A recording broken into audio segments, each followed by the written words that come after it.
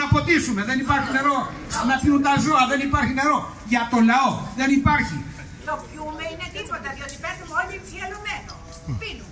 Για τα ξενοδοχεία υπάρχει όμως. Υπάρχει όμως άφθονο νερό. Για μας, για το λαό δεν υπάρχει νερό. Υπάρχει άφθονο νερό. Άφθονο, το βλέπετε. Που κυκλοφορεί με τις πισίνες, μέσα στις πισίνες. Εμείς τις βλέπουμε τις πισίνες βέβαια από τη τηλεόραση, από τα μέσα μαζικής ενημέρωσης. Βλέπουμε την αυθονία του νερού που υπάρχει. Το βλέπουμε στις βυθιοφόρες, το βλέπουμε παντού το νερό. Γιατί λείπει το νερό από τα σπίτια των Ζακηθινών, γιατί λείπει από τον συνταξιούχο, γιατί λείπει από τον εργάτη, γιατί λείπει από τον αγρότη, γιατί λείπει από τους αγρότες το νερό. Γιατί το νερό, αγαπητοί μου φίλοι, μετατράπηκε σε εμπόρευμα. Και όποιος έχει τη δυνατότητα να τα αγοράσει θα έχει νερό. Όποιος δεν έχει να πάει να πληγεί ή να πάει να του δώσουν επίδομα. Όποιος δεν έχει, ναι, θα βγάλουν και τέτοιο τώρα, επίδομα νερού.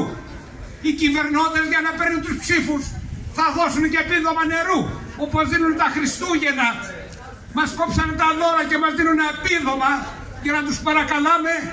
Έτσι από εδώ και στο εξής, οι κοινωνικές ανάγκες γίνονται εμπόρευμα, γίνονται όπλο στα χέρια των εκμεταλλευτών και των κυβερνώντων. Αυτή είναι η ουσία. Δεν λείπει το νερό στη Ζάκηθο που ξαφνικά αρχίσαν τα παπαγανάκια και μιλάνε για αφανάτωση. Κύριοι μου, αφήστε τα αυτά. Την αφανάτωση τι κάνουν οι επιχειρηματίες, τι κάνουν οι κεφαλαιοκράτες που για να φτάσει το αφανατωμένο νερό στο σπίτι του Ζακηθινού πρέπει να το χρυσοπληρώσει. Αφήστε λοιπόν τα κόλπα στην τάξη σας και μεταξύ σας τα κόλπα αυτά.